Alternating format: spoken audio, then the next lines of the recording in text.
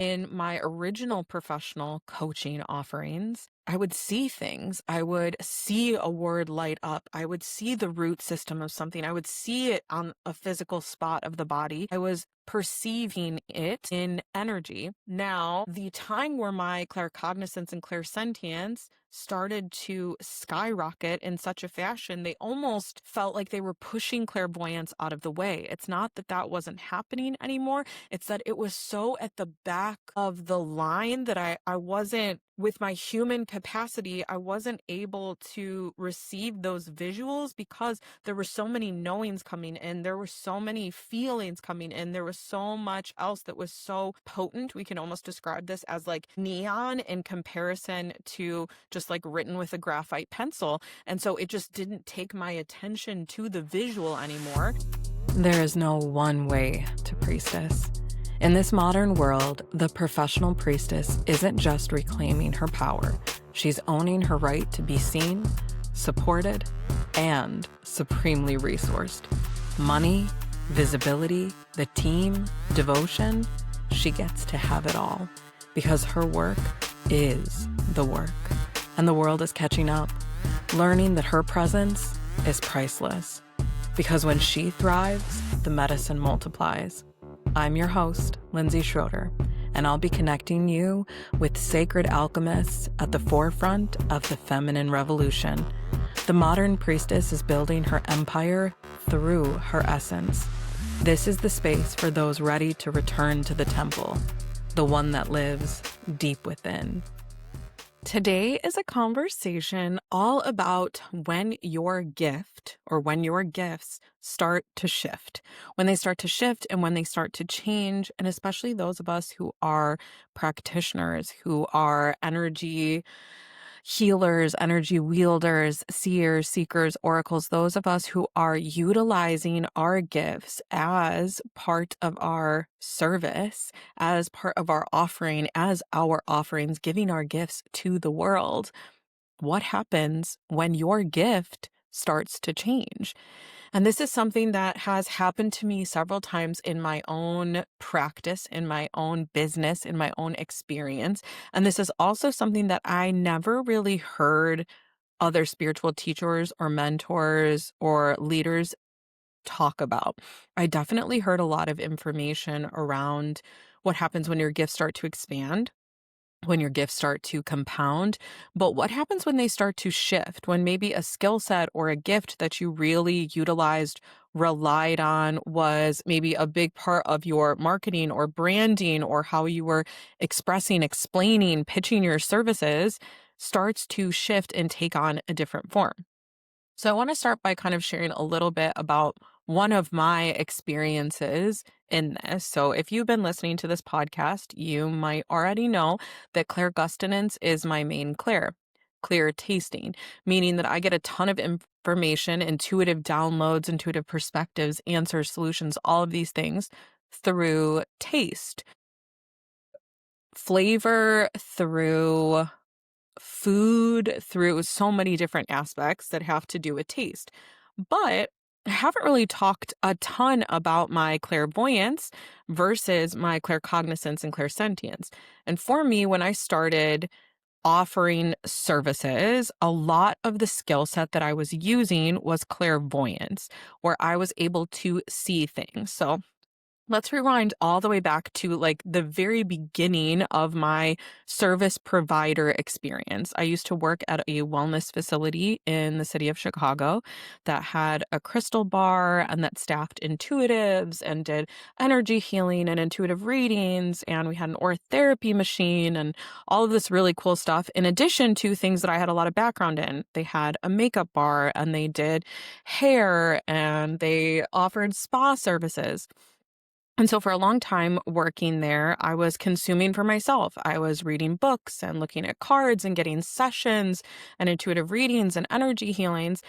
And then at one point, I started to shift from just consuming to actually offering services. It kind of started with just at first supporting during open houses and doing little 5-minute card readings or little energy healing offerings. Or I did a lot at the crystal bar because I have an insane memory for the different types of crystals. And people could bring up their little basket of, a ton of different crystals, and I would know which one was which and could help them get the cards for them and make sure that the pricing was right.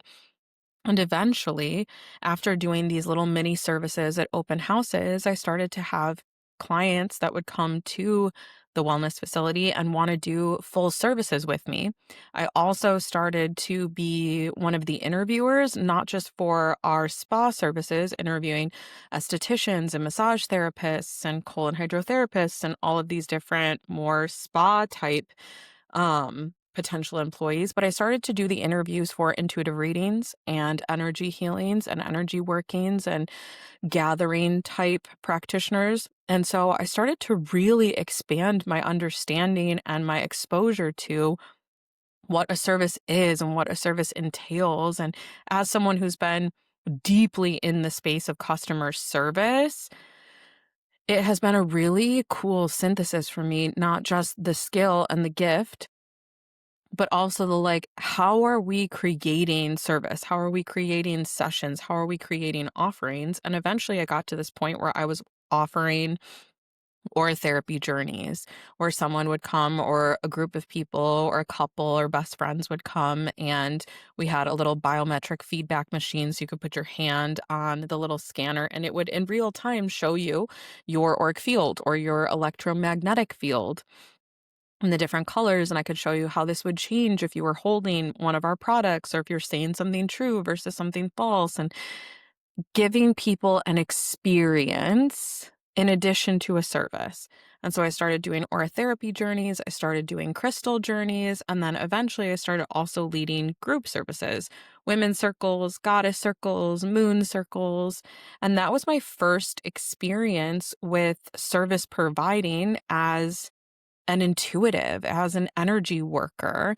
This was also at a similar time to getting my Reiki attunement and starting to deep dive into working with other tools like pendulums, like dowsing rods, like tarot, like astrology, all of these different pieces and parts, working with clearing and cleansing and working with different tools. And at the beginning, when this was happening and starting to unfold, a lot of what I was using from my own skill set, from my own side of things, was my clairvoyance. When I would sit down at the orotherapy machine and I could see someone's auric field before we put their hand on the biometric feedback, and then they could see it. Some of the things that I could tell them about their energy field would then be quote unquote true when they would put their hand and then see their energy body in real time. I would also be able to see throughout all the different products that we had, which ones had higher vibrations, which ones connected with certain people through a true visual expression. I could see the vibrational structure. I could see energy bodies. I could see how large the energy body was, how pure the energy body was of some of these tools, some of these materials. And a lot of my guidance, when I started to weave guided meditation and guided visualization and mantra or breath work or all of these different pieces in my group offerings or in the moon circle or the goddess circle, they were very derived from the ability to clearly see. And so when we're referencing clairvoyance in this context, I want to kind of break down what that means, because as with most spiritual definitions or buckets, we can all be talking about a very similar thing. Like when you hear practitioners talking about manifestation, and the umbrella is all the same, but the detail of belief can be very different per person. So with clairvoyance, clear seeing, some of us truly see in the third dimension as if we can see, say, for instance, your auric field, that egg-shaped energetic body around you, in the third dimension, actually seeing a color around you. Very similar to how, if you've ever watched like a Discovery Channel show and they show you how the animal sees, how they say different color, different Maybe they see heat. Maybe they see, you know, a broader range, a broader spectrum than us as humans do, and they can create this and show it to you in the third dimension as if it's right on top of the animal or the tree or the plant or the flower. So that is one way you can clear see. You can also have clairvoyance as a vision within the space of the third eye. So almost seeing inside your mind's eye or in a picture within the self, a quote unquote visual of like, I see the flicker, I see the fragment. You might also be given information through visuals.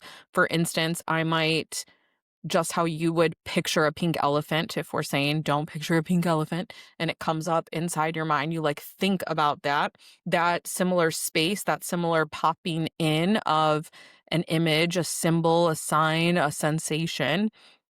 That can be how some of our guides or gifts work with us, where all of a sudden you quote unquote see it in your mind's eye, but not necessarily like see it as your full experience, not over the top of the third dimension or within the third dimension, but as a separate, oh, I'm seeing a clock, or oh, I'm seeing this bird, or oh, this is coming to me.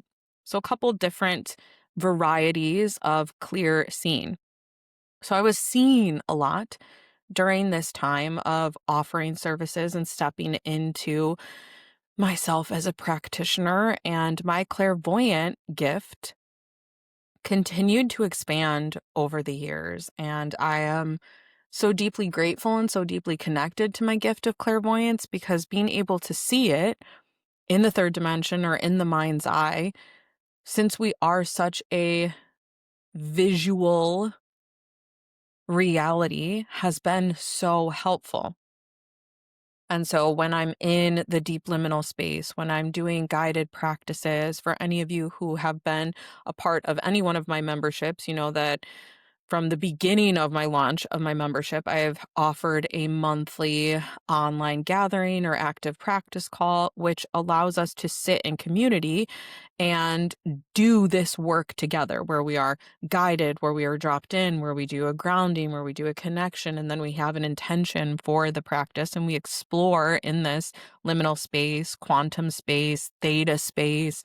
It really depends how you personally define it, but active practice to me is about being in the work, not just talking about the work or thinking about the work, but actually shifting the perspective, shifting the somatic, shifting the mental programming, experiencing it in a vibrational way, not just seeing it or doing it, but the totality of vibrational experience. And so for me, in my practice, I have always leaned very heavily on the visual, on what I am seeing, or after a session, being able to tell the client, this is what I saw and what I see, being so deeply connected to their experience, to their truth, to their lessons, to their hangups, to all of their pieces. Now, hopefully, you guys have had the chance to listen to episode 4, To Be Seen. You will deeply witness my relationship with seeing and how profound, how important, how much I value it, how much I hang my hat upon it, and what a core pillar of my practice, of my offering, of my professional being, of my priestess, seeing and being able to see another really is. Truly, like my priestess tagline is, you know, you'll be seen and held and supported like never before. So just to like paint this little picture of what I mean when our gifts start to shift or change, for years, I was most deeply connected to my clairvoyance. And so much of my practice, what I was doing, my own work, was about opening the third eye, opening the third eye, opening the third eye, opening the third eye, seeing. Lots of intuitive activations, lots of guided third eye meditations, lots of trance state, lots of candle gazing, lots of image based practices. And then I had a massive shift in my gifts, and claircognizance and clairsentience, a clear knowing and a clear feeling, started to become the primary clairs that I was utilizing in my sessions. Now, I have expressed that claircognizance is my main clair. When I'm saying the ones that I'm primarily using in session, I have found that claircognizance does give me profound pieces of information in sessions, but claircognizance is a skill set that is often used for me, bar none, majority. So, like, when I am getting messages through my claircognizance, or even like my partner will describe that, like, I start to lick or use my mouth or move my tongue in a certain way when I'm processing certain things. My claircognizance is deeply connected to my own personal practice. It's not that I don't use it in sessions. There are definitely like many, many times where messages, downloads, perspectives, these things come through claircognizance, but it is, at least it has been up until this point, a very personal part of my practice. Whereas clairvoyance has always been what I, up until this time that I'm talking about, what I led with.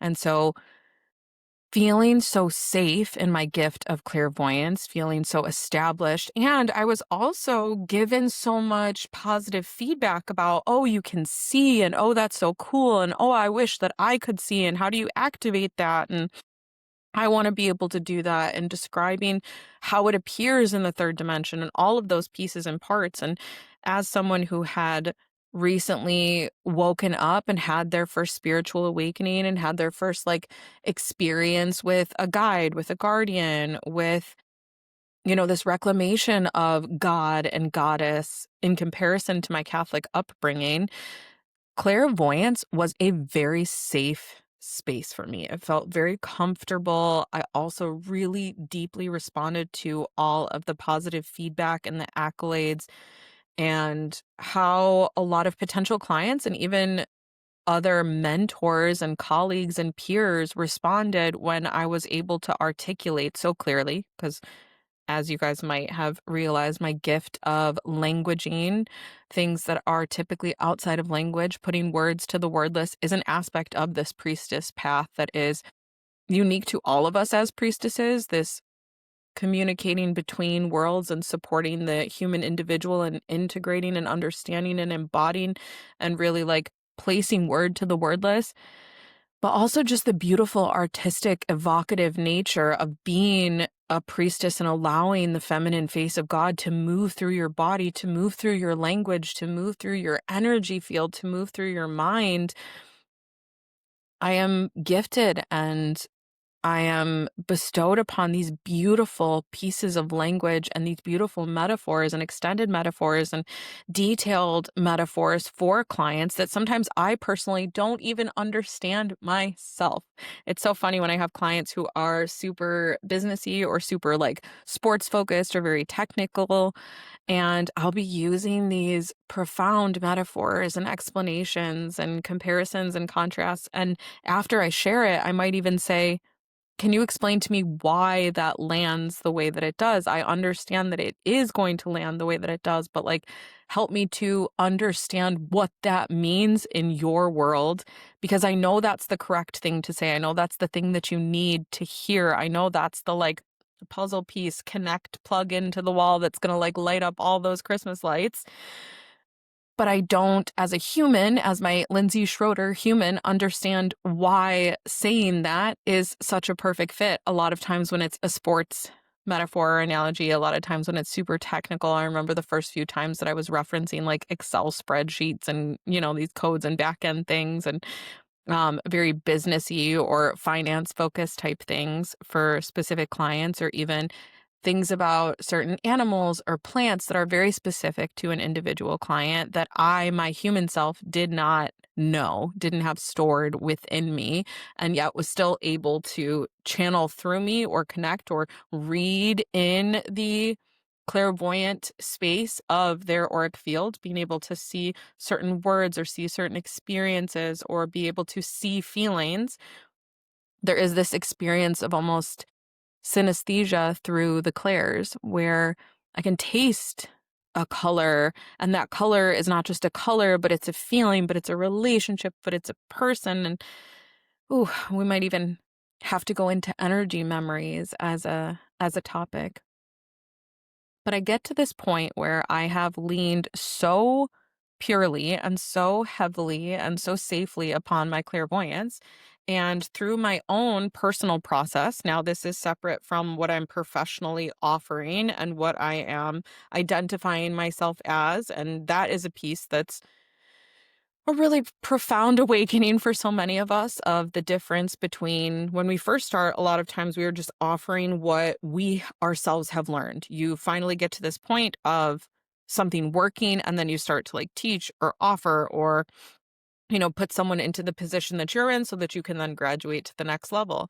And then there comes this time where there's a separation, a break in your work and your trajectory where you are offering educational, tutorial, mentorship, guidance, at this time, coaching for me in areas that were starting to be so separate from what I was going through. So I was teaching on things that I had gone through, that I had past experienced, and then that started to stay in one area instead of moving kind of a few steps behind me in the direction that I was going. And I started to branch off into other areas and have these little bits and pieces for just myself that I wasn't turning into content, that I wasn't putting into my offerings, that I wasn't immediately talking about with my clients.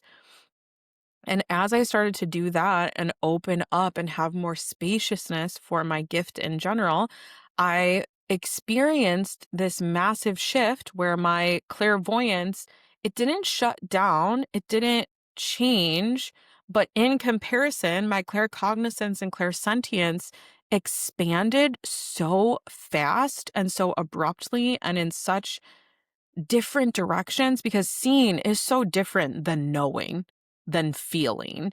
And like seeing is much more tangible, and we're already in such an untangible area. Spiritual services, energy healing, inner alchemy, these things are so intangible. And yet I was able to like have this staff, this crutch, this pillar of clairvoyance that made it just a little bit more tangible, where I was able to say to someone, I saw this and this and this. And they're like, oh, yes, this is a symbol for this thing. And then that pertains to this. And then this is what's really going on in my physical body. And I had this safety and this stability. And it all started to shift when my knowing, which clear knowing and clear feeling are so different than experiencing clear seeing or clear hearing or even smelling or tasting.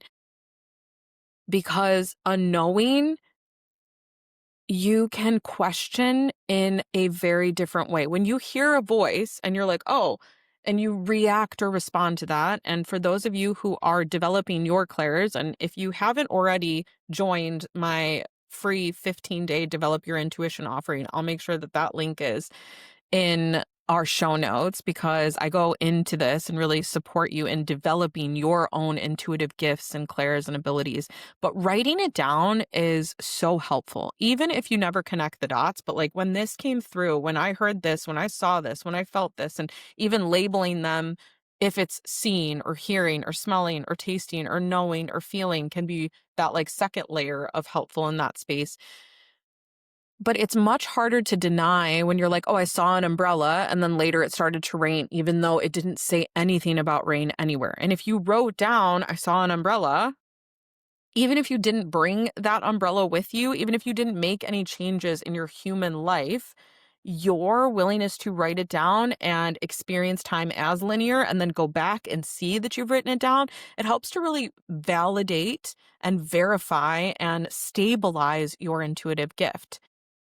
Now, when this started to happen with knowing and feeling, I gaslit the fuck out of myself for such a long time. I was like, how could I possibly know that?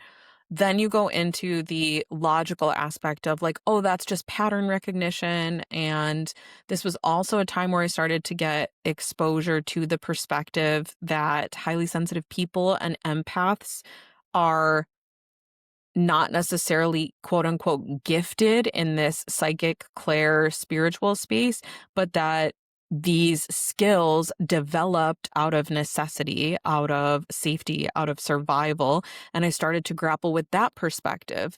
Very similar to the time where I heard the ringing in your ear is actually just high cortisol. And I'm like, it is important for us as practitioners, as those who have woken up or are wakening up, who are intentionally expanding our consciousness, that we do give ourselves the time and space to move through the very logical, the very technical, the very energetic, the very esoteric, and finding that like balance space for each of us.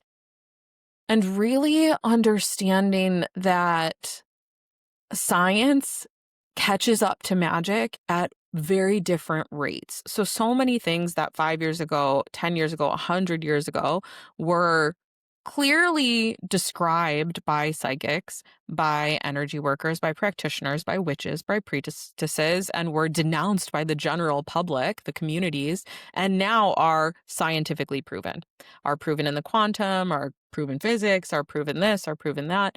I have found that to be very comforting and supportive to me. And as we start to expand our ability to study those types of things and our focus and our interest in that, we see more and more and more of that coming up.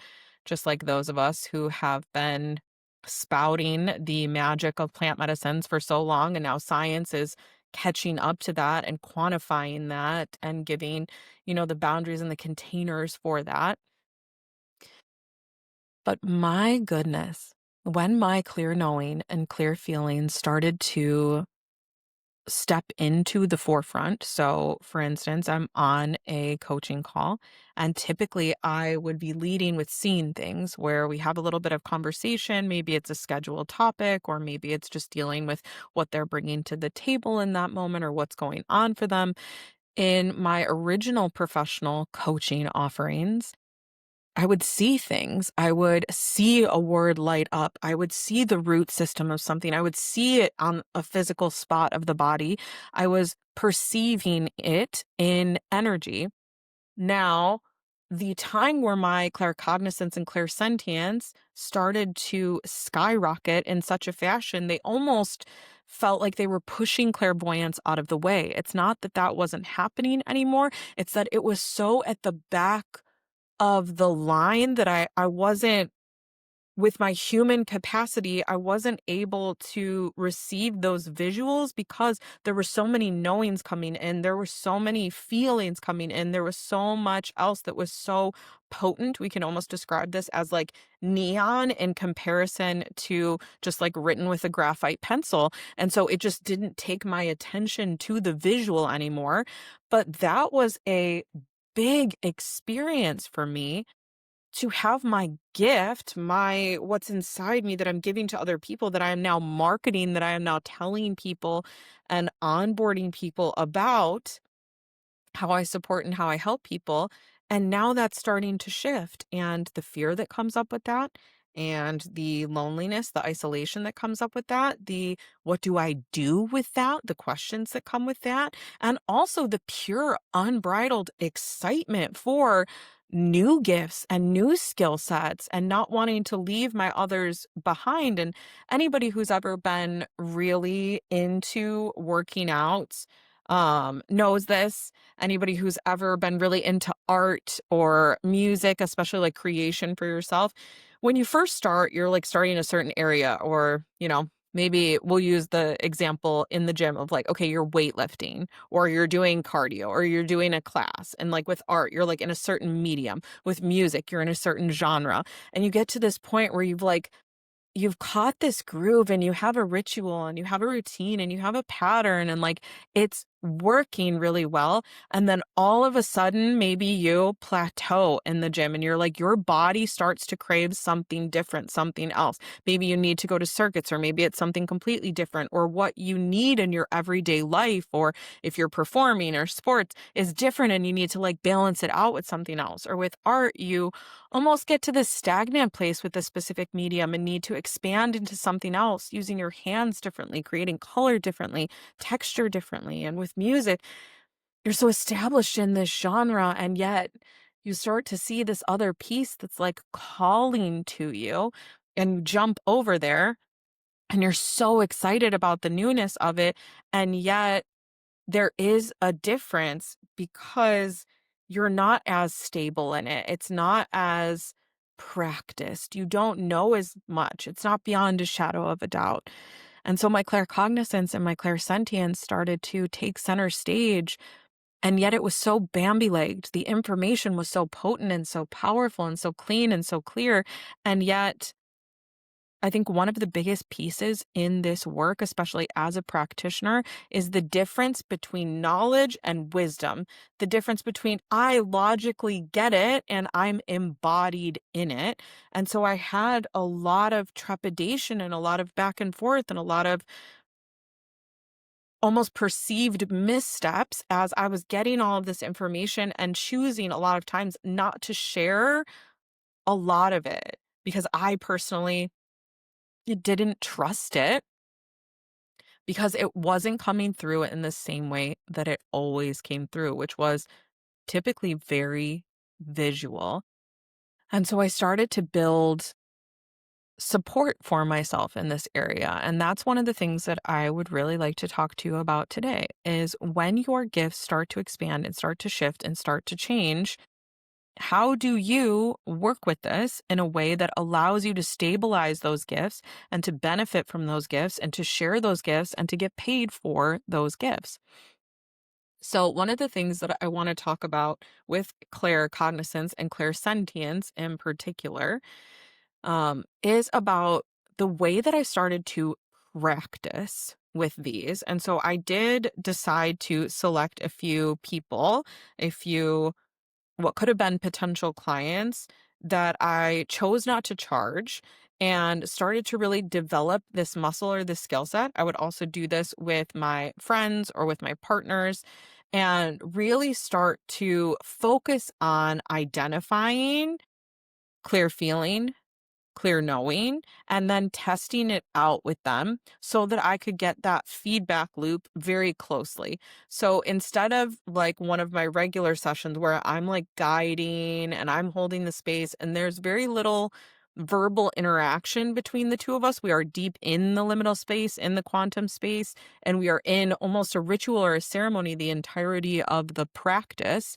I worked with these people who I wasn't charging at the time so that I could do almost an immediate and use a lot more language and verify in real time for myself that what I was feeling, what I was knowing was as connected to their experience and to what was supportive for them and what they needed to hear and receive and how they would benefit as my clairvoyance. And so I started to lead these sessions and kind of blend guided meditation and guided visualization and energy work. But I was also speaking and asking for their response and asking for their feedback. And it eventually ended up birthing a whole new flavor and kind and style of offering. And several of you who are listening who have been a part of my membership for a long time probably know what I'm going to be talking about next. But I have had the beautiful pleasure of leading group practices with my membership. And one of the dopest experiences we've ever had is I dropped everyone into the liminal space, into the quantum space. And then we allowed the participants to almost popcorn, where somebody would say, like, oh, this is happening or going on for me. And I would show us how do you travel in that quantum space and connect with this individual's experience in the quantum space? Can you hear it? Can you see it? Can you feel it? Do you know it? Do you understand it? Can you smell it? Can you taste it? And then we would see someone else having another experience, and then we would all like move over their vibration and become aware of that, put our focus on that, and being able to navigate in that space through speaking and receiving, through questions, through this and that, but actually utilizing the voice, which births these awarenesses, these perspectives into the third dimension, was really helpful. And so I am encouraging those of you who are practitioners, who have developed these skill sets, who are constantly expanding your gifts and expanding your services. If you ever come to the point where your gifts start to shift and you start to freak out a little bit, you start to get a little overwhelmed, it's a little bit different, And you're like, do I need to change my services, my offerings? Can I trust myself as much? This two-pronged approach of I've just described the very technical side of how did I practice and how did I develop this skill set as not just, and we'll use the artist comparison of like, I made one painting like this, but it becoming a style where I've created several different paintings, not just carbon copies, but in that same style, in that same flow with those same materials, and starting to build the confidence of being able to produce that versus just the beauty of that experience of like something coming out. Because that is definitely a part of this, where there are so many times in service and offering and ceremony and ritual and practice where something comes out and it's not necessarily that that's going to become a style for you, a defined aspect for you, or even a full tool or gift, but it's just like for that one single person in that certain way. The like, this happens to me a lot with certain sounds where I'm able to make a certain sound for someone because it's the type of healing that they need. And it's not necessarily something that like, oh, okay, my vocal cords know how to make that sound now. Now I have that as a tool that I can pick up and utilize. Sometimes when it is a channeled or a gifted or someone else's guides or guardians or, God provides that right then and there because that is what is needed. It doesn't necessarily always translate into a tool. And so this ability to practice and get consistent with this to build the human confidence of being able to reach for that when your human or me, my witch or my cosmic, my priestess desires or thinks that would be the solution or is intuitively guided to reach for that. So that one side of developing a playground, a sandbox, a on the sidelines practice so that in the game, so to speak, you can reach for that. You know that you know how to do that move. You know how to do that pass. You know how to do that series or experience. Then the other side of that, we just talked the very practical. Then the other side of that, the very energetic, the very esoteric, the very up and out, the ascended piece, the divine piece versus the descended humanity piece. Going into your own practice, your own space, getting grounded, getting connected. And if you need support with grounding and connecting, I have a ton of this inside the spiral path as well as vault access. So those are two really great places if you want to expand your ability to ground and to connect and figure out what is my personal process and practice so that then you can consistently drop yourself into that space. And then once you are in that space, working with potentially your higher self, your highest self, you might want to work with your soul's blueprint. You might want to work with the gifts themselves or how do I say this? The full expression, the full embodiment, almost the like higher practitioner self. So different than the higher soul self, there is this higher practitioner self or the totality of a practitioner self, because I personally have never met any one of you who is a spiritual practitioner, holder of gifts, wielder of gifts, medicina, priestess, light worker, oracle, seer, seeker, who has not been this in a previous life. And mind you, when you understand that time is nonlinear and that we're not looking technically behind us or in front of us, that we're looking up and down, that like all is existing at the same time, this makes so much sense that like we haven't had an isolated life as this thing. So when I tap into the fullness of my practitioner self or the fullness of my priestess self or the fullness of my wielder of gifts, my most connected here for beacon of one love or consciousness, because in many forms and many lifetimes I have been the medicine woman, I have been the offer of gifts, I've been the healer, I have been the womb worker, I have been the midwife, I've been the doula, I've been the all different facets and forms of oracle, teacher, giver of gifts. Like this is such a part of my essence, this process of awakening, not just in this human life, but in many different forms, in many different lives. And then you tap into the blood and bone lineage as well as the Akasha. And there's just so many experiences of this. So I tend to do a practice when new gifts start to pop up, and I go into my space, into my own practice, drop myself in, get to that theta brainwave state, get to that quantum space, get into that liminal space. And then I sometimes call the gifts themselves in and start to connect with them and ask them questions and understand them, start to see them as part of my soul's blueprint. I might pull up previous experiences of them coming through and allow them to validate, verify, teach me, guide me, almost like going over game film or tapes or jumping into the playbook together. I might also bring in my highest practitioner self, the embodiment of all of the multitude of gifts that I've had over many, many lifetimes and many, many iterations, and see how all of them weave together and see how capital T truthful being gifted in this way is.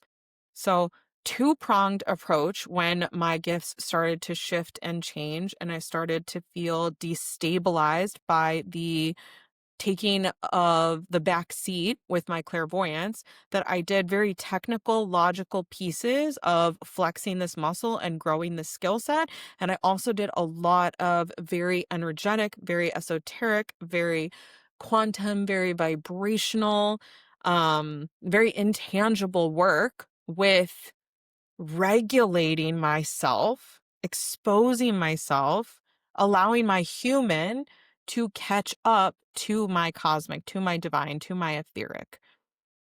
And so both of these pieces really allowed my nervous system, my subconscious, my different patterns and programs to grow capacity to trust my knowing and to trust my feeling. I hope that this supports so many of you in your graduation, in your elevation, in your expansion of your own gifts, your own inner alchemy of being able to change consciously your vibration, your feeling, your GPS location as it pertains to like frequency and vibration and not just like physicality.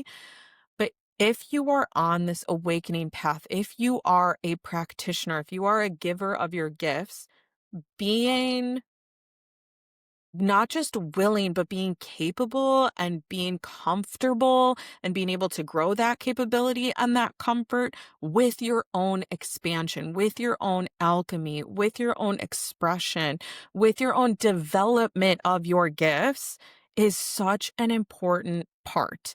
Because you are, as a human, as an individual, as a business owner, as an offerer of services, the growth and the progression is different in this space than in, say, corporate. And so your growth is going to be the growth of your offerings and of your programs and of your, you know, pieces that you put into the world and how you birth. So how you stabilize and how you grow your capacity and how you build and develop the resilience in your nervous system, all of these parts are not only extremely important for you personally so that you don't lose your shit when that gift that you've always relied on maybe gets blown out by other ones, or when you've expanded and you're at this point where you almost can't even reach for a particular one, you're going fully intuitive, whereas before you got to reach for a specific tool and you had to reach for a specific thing, and there was a lot of safety in that. As you start to expand and open up and grow the gift that moves through you, supporting your human, supporting your business, supporting the technical pieces, this is divine masculine work. And I think so many of us as spiritual practitioners, as gift wielders, as priestesses, as witches, as oracles, we can tend to shy away from the divine masculine work. I hear so often people shying away from the systems, from the structures, from the funnels, from those technical pieces that you can put in place, which is the divine masculine. When you can build that structure for yourself, then your divine feminine, for most of us, for a lot of us, that forefront aspect of where we desire to be and where our homeostasis is, the chaos, the creation, the Shakti, when you are able to build the container for yourself, when you are able to put together this very logical, technical practice and then very energetic, esoteric practice, and then your divine feminine can fill the container, can bring the clarity, can move through it. It is this weave of the divine masculine and the divine feminine that allows us to move forward without the burnout and still in deep trust and in deep abundance. I'll use abundance over wealth and prosperity, because abundance in so many ways, that you're not just making money, but at the expense of your time and at the expense of your practice, that you are able to navigate the totality of that. So I am really excited to continue having conversations like this one that are specific to those of us who are practitioners. And it is not talked about as much, how to grow your gifts, how to stabilize your gifts, how to navigate the shift in your gift. And yet there are so many different business podcasts, marketing podcasts, all of these things. And as a spiritual practitioner, as a high level spiritual practitioner, for those of you who are self identified priestesses, this is an aspect of the back end work that is so important and is so beneficial to us. Having exposure to this, knowing that it could come up, and being supported just through the awareness and through this conversation and the overview of these practices can radically change your relationship to that moment when your gifts expand. It does not have to be terrifying. It does not have to be overwhelming. For those of you who are recent in your spiritual awakening, you might want to grab my awakening guide, because it speaks to a lot of these pieces. When you crack open, it can feel very overwhelming, can feel very isolating. And at every graduation point, at every expansion point, you might be experiencing these pieces. So having the supportive information, having the process of shifting knowledge into wisdom, taking that information and turning it into digestible and embodied and integrated. In addition to having a supportive mentor, working with someone at this level who can truly see you, know, feel, understand, and guide you through the totality of that space, not as it pertains to the leader or teacher, but as it pertains to you. And this is one of the biggest differences in the transition from my work as a coach into my work as a priestess, that it's not just about teaching you a methodology or a framework or guiding you through what is divine masculine, what is divine feminine, and finding your own balance. It's truly being able to witness you, see you, hold you, support you in the fullness of you, not just your human you, but as your divine starts to move and speak and embody and integrate into your third dimensional expression, that you can be held by someone, that you can be seen by someone, that you can be supported by someone, and that it's about you, so that we aren't having spiritual leaders, teachers, practitioners molding you in the likeness of them, but supporting you and self identifying, self editing. Where do I desire to go? What is my soul's blueprint? What is the specific synthesis of my own gifts? And at this fractal, this moment in the third dimension. So, as always, I would love to hear from you guys if you have questions, if you have comments, if there are other topics that you would love for me to get into, because talking about the massive shift between my clairvoyance taking a backseat and my claircognizance and my clairsentience coming up and standing center stage, taking up so much space, so much room, so much visual, that I had to find an effective way, find a safe and stable way to reorient and to restabilize with these new levels and expressions of gifts. So, thank you guys so much for being here with me. I will talk to you soon.